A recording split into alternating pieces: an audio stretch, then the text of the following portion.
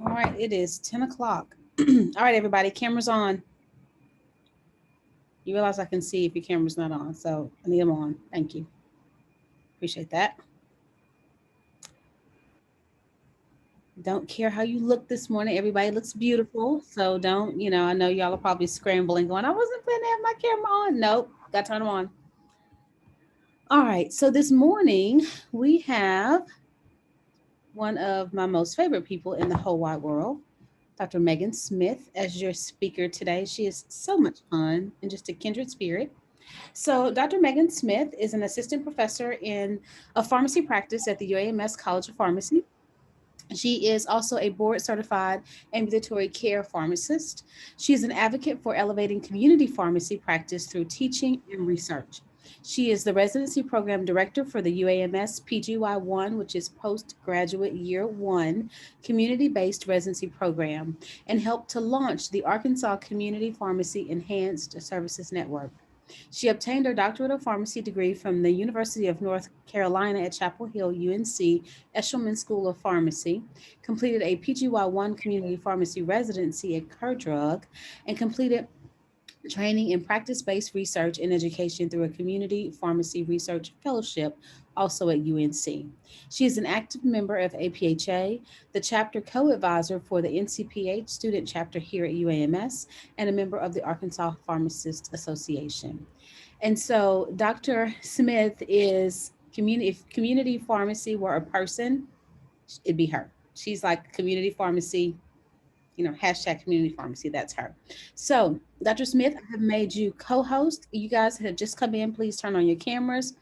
I've made you co host, Dr. Smith, so you can share your screen and do all the things you need to do. And if you're going to share a full screen, you may not be able to see the chat, but this class has several people who will monitor the chat for you.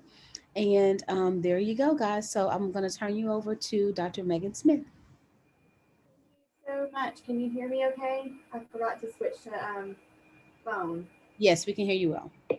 It's like way over there. Okay. Perfect.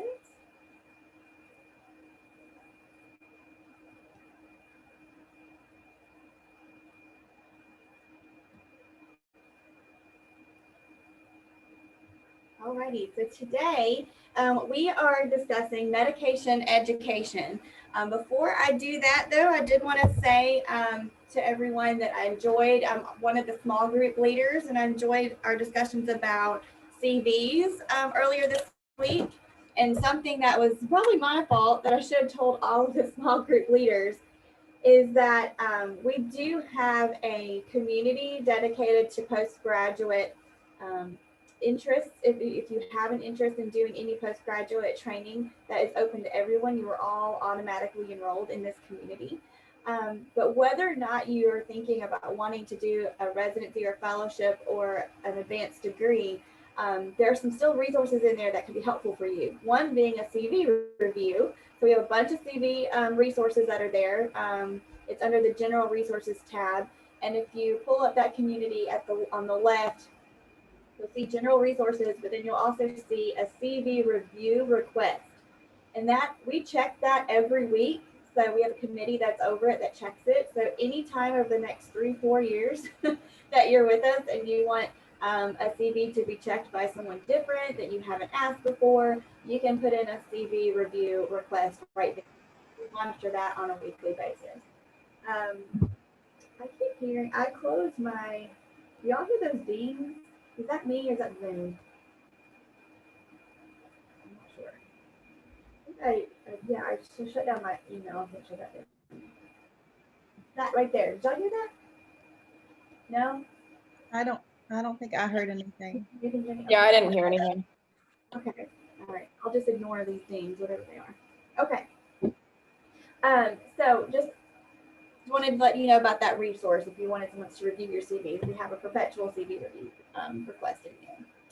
Okay, today we're talking about medication education. And as Dr. White said, I am community pharmacy gung ho all the way. That's where all of my experience, professional experience, has been in. So if I have any stories that randomly come out, it'll probably be from the community pharmacy experience.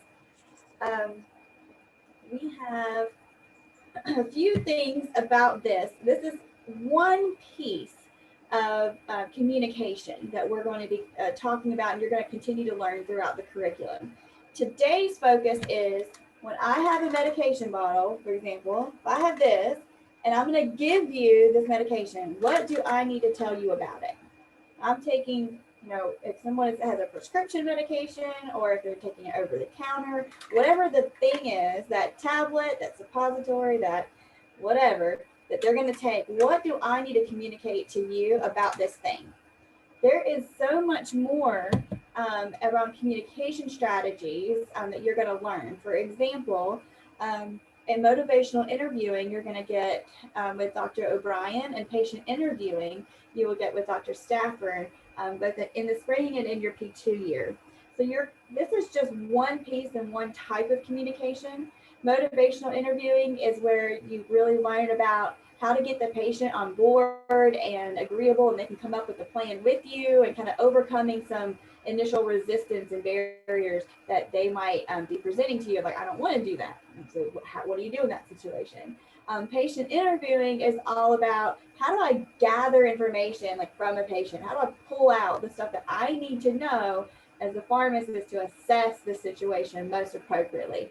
What do I need to know from that patient? And gaining that information from them. That's what that lecture is going to be about, and those activities. You have activities with both of those in practice and practicing in the course, but then we also have OSCE examples too. But today is really about, okay, I got this thing. How do I tell you about this thing and what it is? And so that is our focus. So our objective is, what is our responsibility for counseling about medications?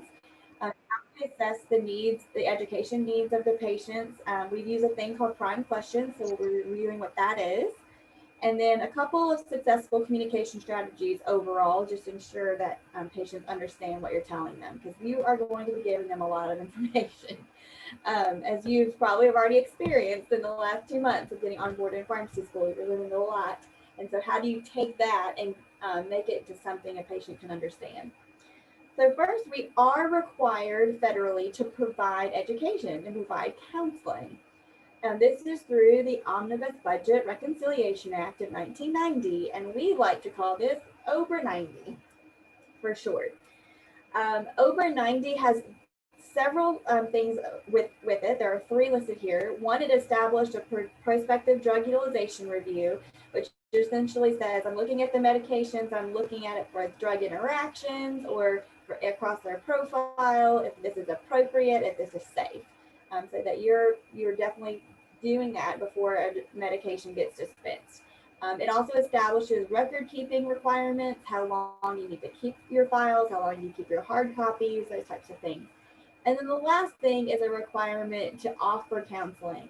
That's important, that the federal legislation says you have to offer counseling. Now the states get to choose how they do that. So how is this going to be face-to-face? Is this required? Can this be over the phone? Do they have to sign off on it? Like what, all of those types of things, those questions are left to the states to decide. So OBRA 90 tells us we have to counsel. It also tells us what we should be counseling on. So this is the most comprehensive list of how do I describe this thing? What are all the components of this medication bottle or this medication here that I need to get across? So what we're going to do today, that can be just kind of a long list of, I need to tell you that the drug is for. Name. It's a long list. It can be kind of boring. So I want to make it a little less boring and a little more realistic for you, and let you see how you can take information from an actual medication. And we're going to use the example like Cinepril. And a lot of times what you're using as your reference is the drug monograph. That'll usually be the first place that you start.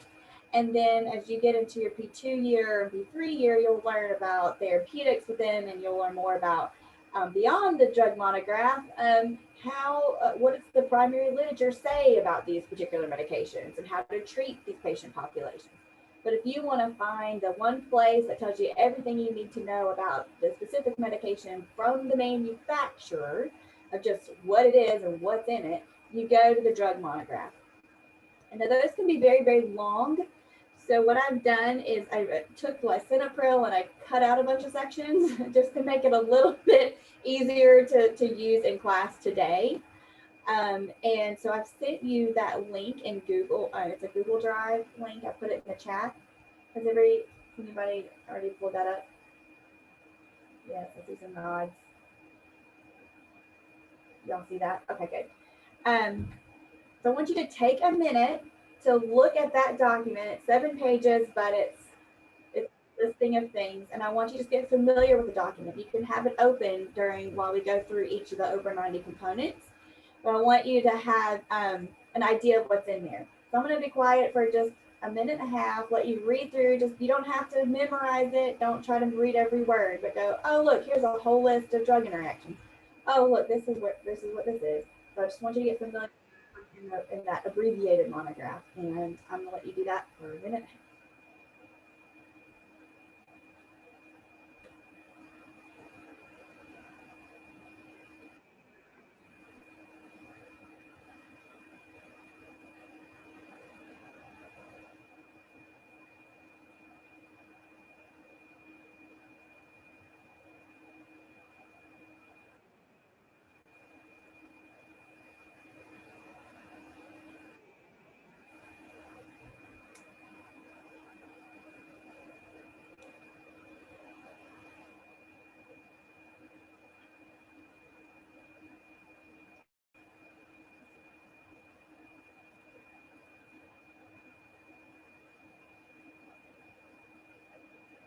Thanks for resharing that link.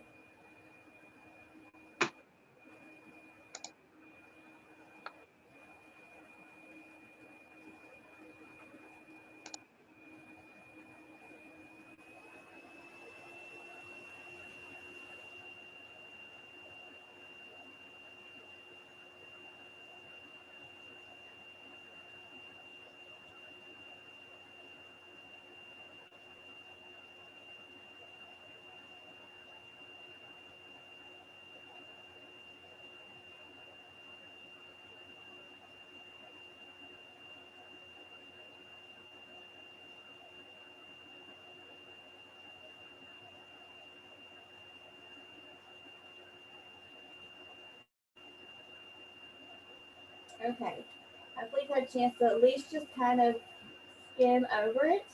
And we're going to use that as a backbone of our example of what over 90 components are. We're going to go step by step, and I'm going to get to know you guys a little bit more. And instead of just the first person to put into the chat, I have different categories of questions to ask you. So wait until you're called on as we go through it so you can see the different categories we're looking for today. So the first one is the name of the drug. So those I want to put in the chat are if you were not born in Arkansas.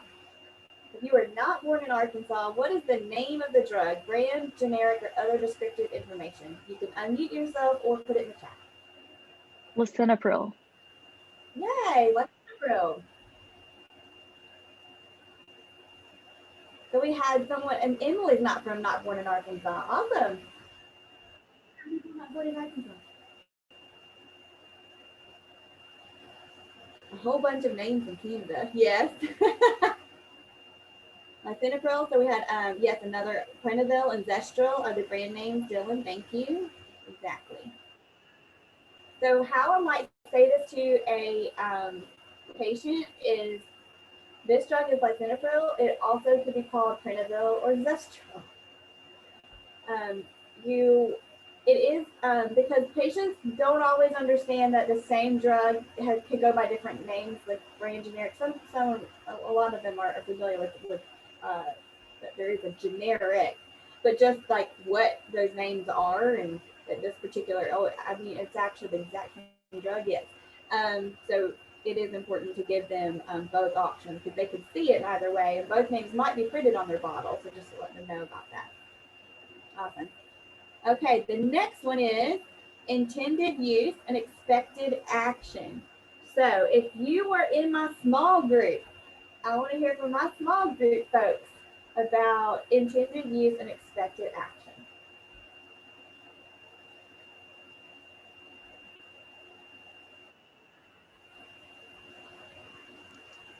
It's for hypertension. Hypertension, yes. It's for hypertension, and its use is to what? Lower blood pressure, probably, if you have hypertension. Okay. Yay. So we expect this to lower blood pressure. You also might see some things in that monograph about heart failure, some things, and those would be applicable and correct as well. That's just an introduction to, hey, we do use medications for various things. And when we're in the community setting, we don't always know what those are. So sometimes this one, we actually have to ask the patient, so what are you using this for? Or we have to use other context clues to figure out which one might be, what might that be treating. Okay, perfect. Next one is a long one. Route, dosage form, dosage, and administration schedule. So for this one, for anyone that right now is kind of maybe sort of interested in community pharmacy, anyone kind of maybe sort of interested in community pharmacy, give me what the route, any of these, route, dosage form, dosage, and administration schedule for lisinopril. Great, Jenny, oral. She said oral. Oral tablet or solution, oral suspension, it comes in.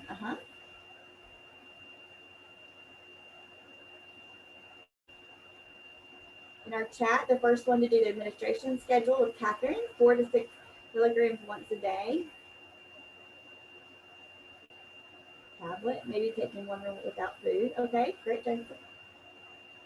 Oral once daily. Right, so oral is our route, dosage form is our tablet or suspension. Dosage would be the milligram, specific milligram, and the administration schedule, whether it's once a day. Okay, perfect. Good. Is this fun? I like it. That's a good way to do it. Okay. Rather than just show you a list.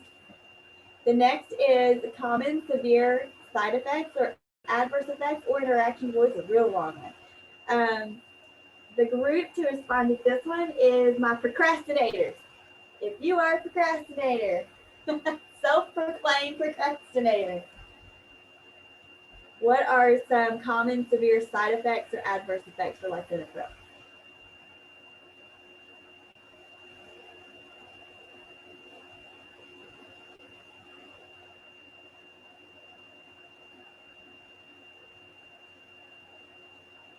All right, Jason, this hypertension, dizziness, oh my gosh, we have so many self-declared procrastinators.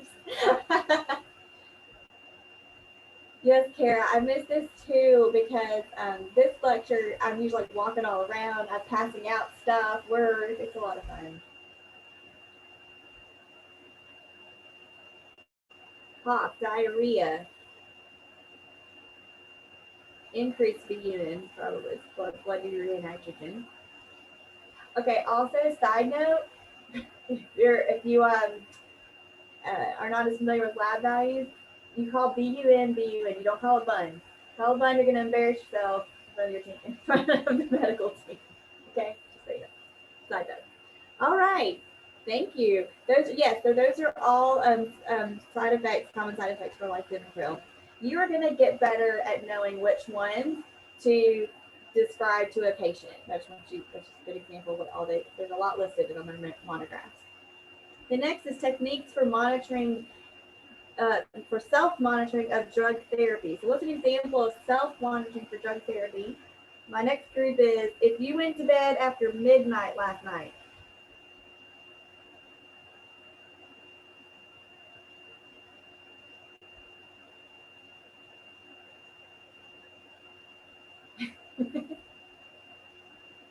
Okay, so no one went to bed after midnight. What about after 11?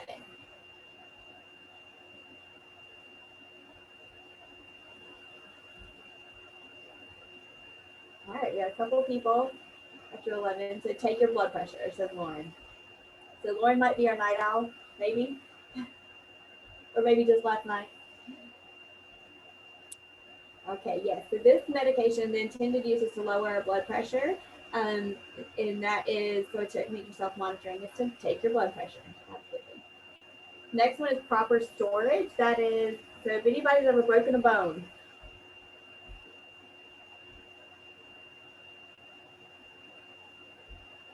anybody find how they store this medication?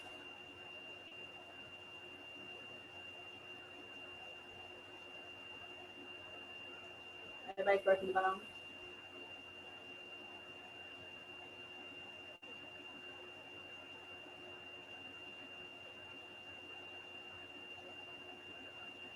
Room temp, here we go. Okay. Yes, room temp, keep away from moisture. Absolutely. Good job. Good job finding that one. Okay, the next one is potential drug-drug interactions or drug disease contraindications. This is for anyone who's traveled overseas.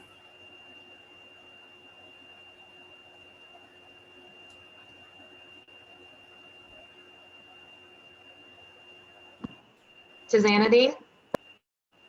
Nadine, all right. Thank you. You know Danielle, right? Yes. Thank you. Habituates, Systemi, Gloria, Duloxetine. There's a whole list on there, yeah? Like a page and a half. And I actually took some out. So I was like, I don't need 3 pages of drug interactions. Yes, they are there in the monograph. That's how you find them. Our dispensing software does really well at kind of flagging major ones as well for you. We've had a few people go overseas. Excellent. The next one is prescription refill information. So this is for if you have a pet, but now I just realized, well, that's not going to be on the monograph. So the prescription refill for this particular one obviously will depend on individual patient of whether they're given 1 refill, 2, 3, a whole year's worth, and just needing to explain that or letting that patient know when to come back and how long this medication will last. And the last one is action to be taken in the event of a missed dose. That's for anyone who is a MAC user. Who are MAC users out there? Oh, what kind of user? Mac, like a Macintosh, Apple. Okay, I'm with you now. Sorry.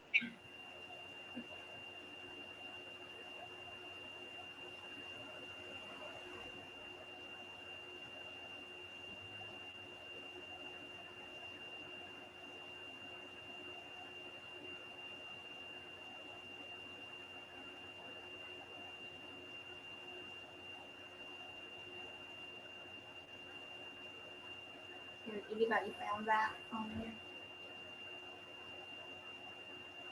Open up to anyone. All these users. I mean, if they're using a Mac, it might take them a little longer.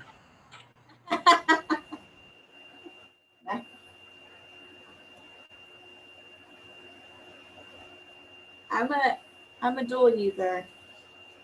I've got both. Okay. Oops, sorry. But this one is in the event of lisinopril, it's to take it as soon as you remember. Don't double up.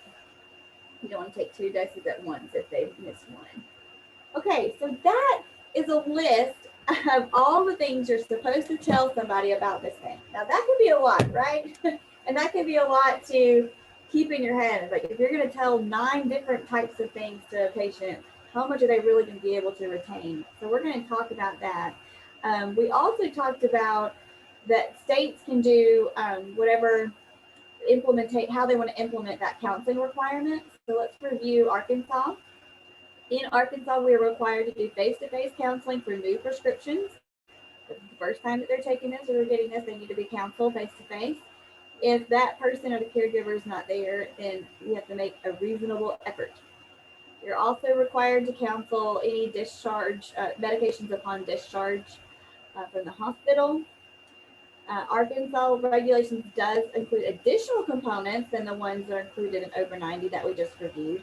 Those include significant interactions with over-the-counter drugs, if it's affected by food, and that you're always there to answer questions if they ever have something come up later.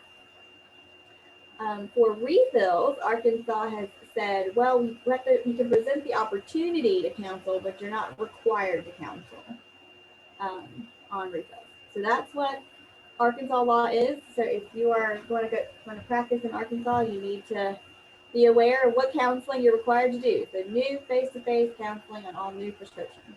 It's a big thing. Okay. Now it can be really, like I just mentioned, that list is really, really long, and trying to tell somebody, here's all the things you need to know, how much they're going to be able to retain is probably very low if you just go in a complete list like the one I just shared with you all. So we do this by using prime questions, and using prime questions also allows us to assess the patient's understanding of this, because maybe they know some things, but they don't know all things. So if they know some things about it, then you don't have to, you can just verify, yes, that's correct, but you don't have to just tell them, yes, you take it once a day. If they're like, I know I take it once a day.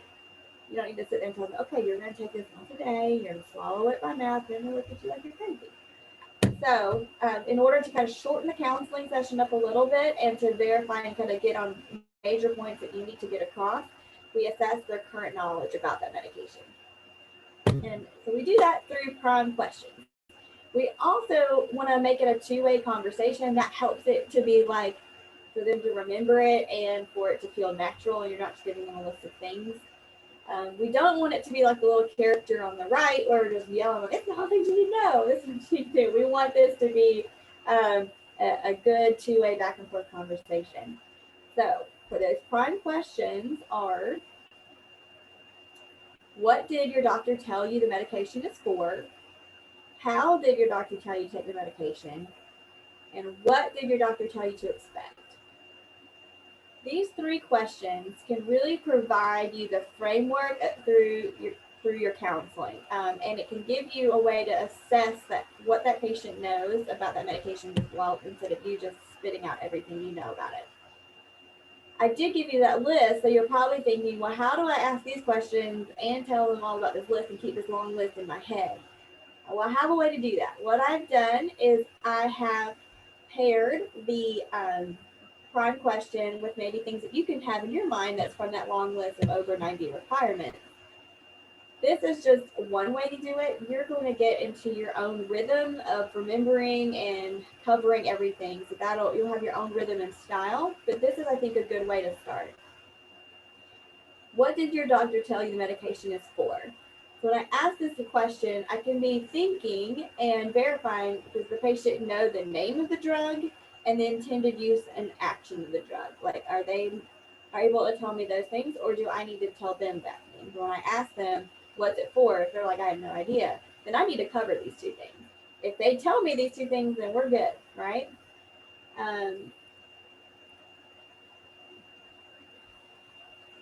Yes, you can tell people to call you if you have questions. Absolutely. And that's actually at the end. One of the things I have at the end of the conversation. We're always here for you to call us if you have any questions.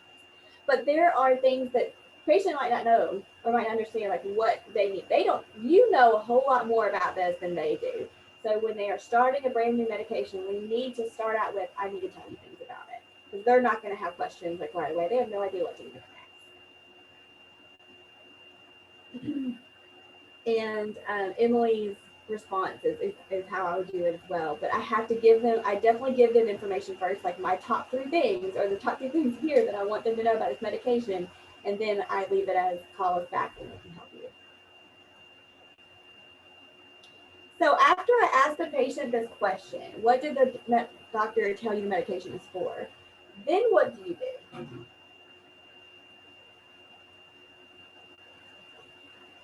Kind of an odd question, but what do I say, hey, what's the medication for? Then what do I do?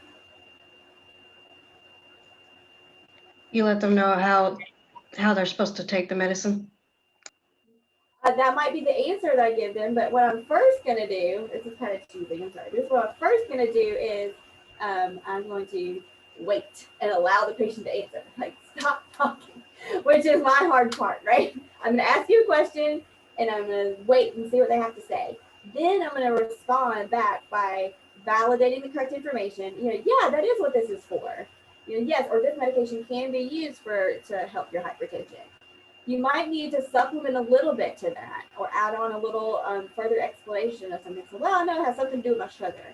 Like, yes, your sugar has to do with diabetes, and what this is doing is blah, blah, blah, blah, right? Or if they say something that's totally off the wall, then I might need to ask a follow-up question to like, really understand where they're coming from. So I could like they might be slow up. But first, I'm going to pause and let them answer and see what they say. The next one is, how did your doctor tell you to take the medication? And in this one, I'm thinking the route, dosage forms, and then what action to be taken from this dose. I put those together because this is all about, you know, how often and how I'm actually taking the medication. So that includes if I miss it. So what do I do after I ask this question? Wait. Wait, yes, thank you. We're going to allow them to answer. We're going to wait and respond by validating that they said, yes, that's correct. That's a great way to do that. Or, you know, that's exactly how you take that medication. Or, you might add on to it. They say once a day. And you say, yeah, yes, once a day. It's best in the morning. You know, you can kind of add on that little additional tidbit. And the last one is, what did your doctor tell you to expect? So with this one, I'm thinking, expecting on bad things happening. So my side effects, expecting of good things happening. Like, what do I hope this is doing for me? How to monitor that? How do we know if that medication is working? And then anything that might have come up as far as drug interactions, or maybe even the drug food interactions, how food plays into that, any over-the-counter interactions. This is all of my expectations of bad things, good things, and what to maybe expect as far as interactions go. So what do I do after I ask this question?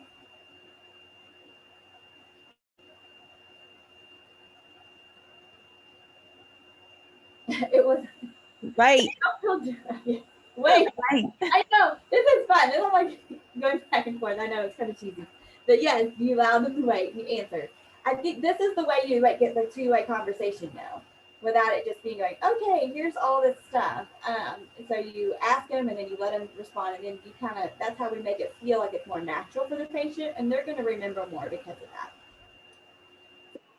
Those are the 3 prime questions, but I always like for bonus to add this one in. What additional questions do you have? They might have additional concerns or something that is just confusing them about the particular disease, or maybe it's about cost, or could be about, you know, hey, how do I use this device? And it could be another thing. So what additional questions do you have? And if they don't really say anything, if there's something about storage is where I'll put this in, and then when I'm going to see them next and what their refill information is. So after I ask them, I allow them to answer. I answer their questions if they have any, and then I'll do teach back. So teach back is the final way for me to verify and know that the patient understood and got what I've been talking about this whole time. And it's what we call it kind of final verification, that they, okay, did they get it? Do they have the major education points about that medication? So it's one way to ensure that they understood the stuff that you just told them. It also allows for one last opportunity for you to correct anything that might be miscommunicated. One way to do this is to always come back with, I know this is a lot of information, or this is confusing, or this is a lot to take in. So could you describe for me, you know, what we talked about, or how to take this medication appropriately? That's, yeah, here's a quote. We talked about a lot of information. Just make sure I covered everything clearly. You want to put the blame back on you. Don't make the patient feel dumb that they are like, well, you might not have understood everything I said. So tell me again. Don't put it on them. Put it on yourself, like blaming you. Like, I might not have been clear in covering everything. So just to make sure we're on the same page, would you mind telling me how you're going to take this medication and where you're going to store it? Like, if those are the 2 big things you want them to walk away from you knowing. So after that, I'm going to let them, you know, demonstrate their understanding. I validate, I summarize, and like, yes, okay, we went through all this stuff, and I kind of just said this, but I always like to leave my patients the biggest thing I want you to remember is this one, you know, and kind of give that last little bit before I say goodbye and get the in-the-ER closure. So what about this situation? Has anybody ever heard this from patients who guys that work in community pharmacy? Lauren's like, yes. Yes. And I can see you.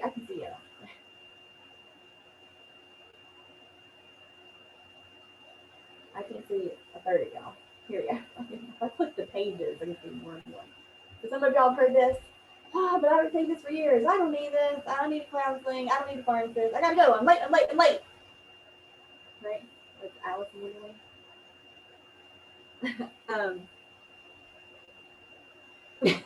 That's a funny quote. I've been around longer than any of these drugs have, honey.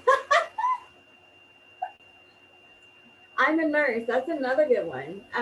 Because they have to, and they if they are a nurse or another pharmacist or something, they might have, yes, a different level of understanding and education than someone who is not in the healthcare field. But that doesn't mean you shouldn't counsel them or just making sure that they know something unique or the appropriate way to even use a medication.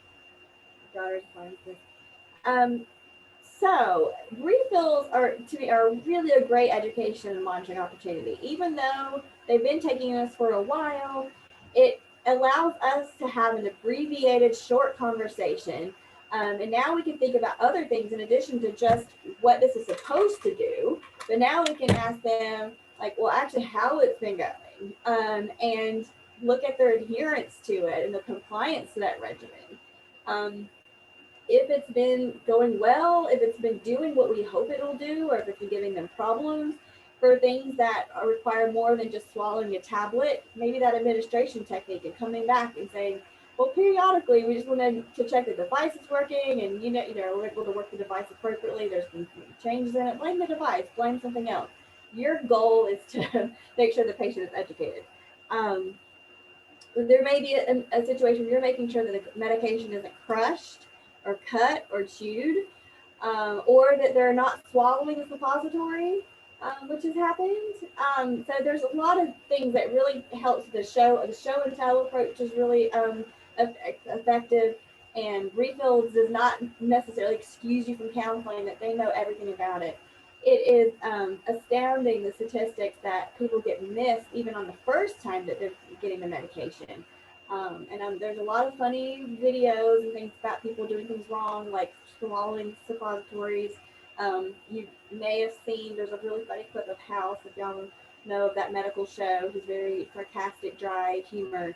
Hugh Laurie stars in that.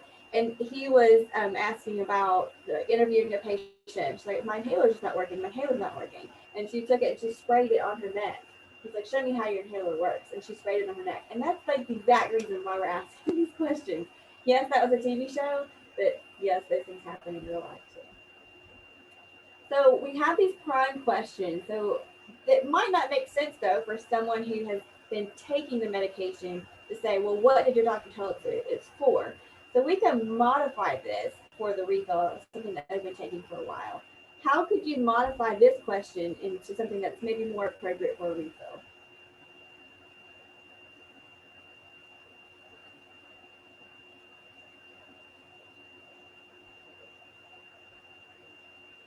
Maybe if is the medicine working properly, and are you seeing the signs that your doctor and you discussed when you were first initially put on the medication? Yeah, exactly. I like that. This one is, I think, instead of I just changed the verbs of what did your doctor tell you to do? Like, what do you take it for? I think that's the only way I did it. The way you did it too, I like that as well. This can help you prevent potential drug therapy problems. There's knowledge, the patient's knowledge about the medication. So I think it's still a really valid question to ask.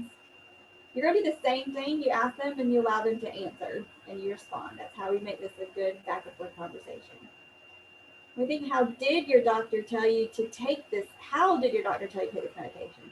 How might we change that for a refill? How are you taking this medication? Yeah, absolutely. And Emery, your response is great. It's coming up actually. How do you take this medication? How are you taking this medication? I love it. I love the more of the present tense that you did on that one. How are you doing this? And when you ask that question, one, it lets you know if they're doing the right administration technique, like if they're spraying inhalers on their neck, or if they're crushing tablets they're not supposed to be. It can also be an opening to see about their adherence and compliance to the regimen. The last one is, what did your doctor tell you to expect in this medication? So how might we modify this for the refill? How is this medication affecting your condition? Something like that. Yes. And That having any side effects? yes. There's a lot you can ask. So, the first one, how is this expected for your condition? The first suggestion, I usually that's kind of the second example here in the slide of how is it working for you. It's the same question that you said, but it's just putting a little bit more in patient terms about working for you rather than saying condition and the word effectiveness. But what you're doing is you're assessing the effectiveness of the medication. Is it doing what it's supposed to be doing? And then the flip side of that are what problems are you experiencing with medication? Now they've been taking it, so it's not so much of what do we expect, or here are the major side effects that might happen to you. We can actually just say, well, what is happening to you? Have you been experiencing any side effects or any problems with taking this medication? Do you feel lightheaded at all? Do you feel nausea at all? So refills are a great way to look at how medications are working and to reinforce education about the medications and how to use them. So I love refills because they have now personal experience with that medication. This could be a whole, I mean, there are certificate courses in health literacy. I mean, there's a whole area of health literacy. So this one slide definitely does not do it justice. But I did want to mention that health literacy is a big issue, a big problem. I mean, it's kind of interesting to me, and that does vary by region and things, but that there can be a high percentage, like greater than 50% of people who might come to you if you're in a rural area that can't read. And health literacy doesn't mean that they can't even read a children's book, for example, of any literature. It's, I can read the words, but I don't know what you say, take one tablet by mouth once daily or twice daily. Like, that's very jargony for us. And they might not be able to apply that of what you actually mean by that, or every 12 hours. So health literacy doesn't mean that they can't read, but it actually the rate of even just literacy to me is kind of surprising for the United States. With health literacy, looks can be deceiving, so you do want to ask for help for all. They might seem like they're really well affluent. They could be really successful in business, in finance. They're like, well, this person is, a really well-to-do person here. Like, I don't need to tell them anything. They can understand what's on the bottle. That might not be true. Health literacy is different than just literacy in general. This also can be the situation somebody said, well, I'm a nurse. Oh, okay, great. That you have a higher level, but there might be just a couple of points that I want to make sure we're on the same page about. That maybe you've been seeing in practice, or that you just don't want to assume. I would rather over-educate than under-educate. I would rather not miss someone, right? Worriness or illness can cloud understanding, so they might be fully capable in when everything's going well, but they're all worried and stressed out. They might not just be hearing everything and absorbing it. So in order to do this, we have to give really clear expectations and very non-medical jargony terminology to overcome these. So recognizing patients who need extra help. These are just some little tips and tricks around it. Like if you ask them questions and they don't really know the name of it, but they can tell you it's a white round tablet, or this one's bigger and oval and oblong, that might give to you then. Some patients have said, well, I just can't see it. I forgot my glasses. They're kind of embarrassed. They don't want to say, no, I can't read this bottle. So if you hear these types of things, that might clue you in on, oh, okay, maybe they can't read this and I need to do something else. And then you can color code things for them and go to other techniques to help them manage their medications. This re-emphasizes that same point about using everyday words. Repeating things is great and is okay. You should repeat things. You'll probably repeat it 2 or 3 times and then they're going to remember it. So encouraging is great. Using teach back and show me will be so helpful. Like for the spraying on the neck thing, I mean, wouldn't have gotten that unless they just said show me. And I've had someone try to take a suppository. That's real. I've also had someone who didn't understand a vaginal tablet. They still wanted to take the vaginal tablet by mouth, just thinking, well, the tablet's going to work in that area, which in reality you actually insert the tablet vaginally. So that took a little while for me to explain to someone. But so these things are real. So when you put a counseling session together, we really talked a lot today about the specific components of what you say about that medication. The whole experience starts with identifying yourself and saying this, I'd like to sit down and talk with you about this medication. And that you're assuring a patient understanding and asking open-ended questions. We kind of do both of those things through the prime questions. This list that gives you kind of what the overall successful counseling session looks like. And you're going to use a checklist very similar to this in your small group and reviewing a counseling session. So you're going to see this again. So in summary, pharmacists, we have to offer medication education for new prescriptions in Arkansas. Use those 3 prime questions to make it a conversation so they can understand and doesn't feel like you're just kind of yelling a lot of stuff at them, and use clear words. So that's the main things for today. We do have an assignment, a communications assignment, and I want to walk you through what that is. This is a brand new thing that we're trying here at UAMS. So you are the first people to try this. You are the very first class. Yay! Isn't that exciting? So we're going to use a new thing called My Dispense. We do hope, yes, guinea pigs. So we want to use this throughout all classes, and we're trying to design strategically how to use it, when to use it. But yes, you're the guinea pigs right now. It is called My Dispense, and you can get to the UAMS link by mydispense.uams.edu. And I want you to complete this activity by the next small group on the 2nd. So you go to this, you use your UAMS login to log in. Everybody is at, use your UAMS login. And if it doesn't work, it might just be you have to use your student ID at uams.edu. When you log in, you should see this. And if you don't, that's when you need to let me know, or you might need to use not just your username, your ID, but your ID with the added at uams.edu. You should see this. You click on View Tutorials. Can y'all see my mouse? I'm looking at Morgan, Katie, Raven. Can y'all see it? My mouse? Yes, we could see it. Okay. You can click here on View Tutorials. When you click that, it will pop up this box called P1 Communication, where medication education is the first exercise. You will click that to get to the into the exercise, but when your exercise is completed, it'll bring you back to this page, and you have to submit for marking here in the middle. So to actually submit for grading, they call it marking because these folks are from Australia that made this. You have to submit this button. And these are being graded. I can see it on the back end. So make sure you click submit for marking. When you enter into the activity, it'll look like this. It's pretty neat. It simulates the dispensing side.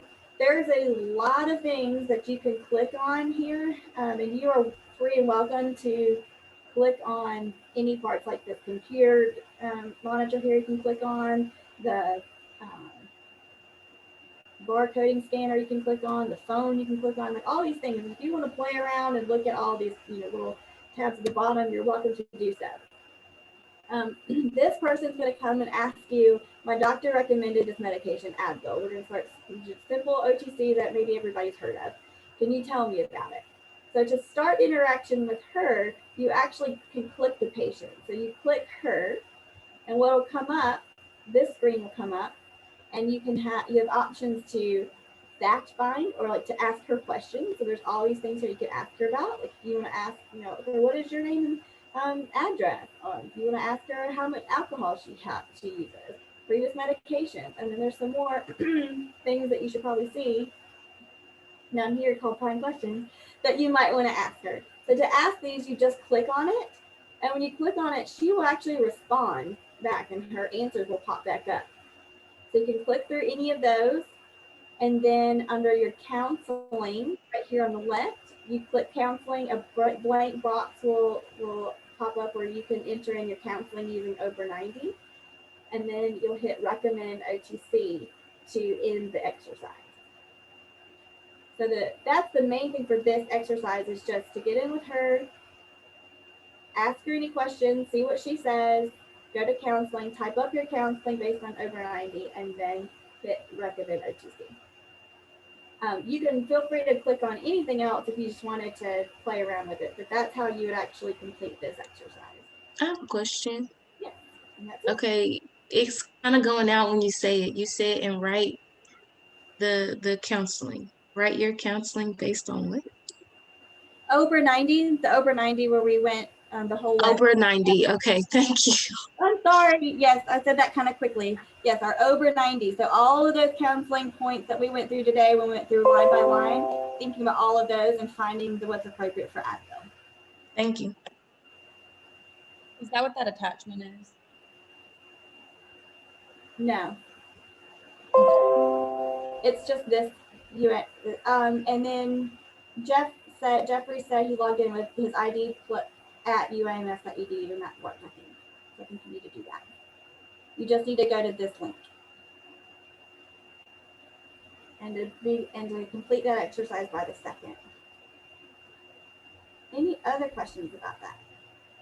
And that is all we have for today. Thank you so much, Dr. Smith. We appreciate it. We appreciate you also walking through the exercise with us.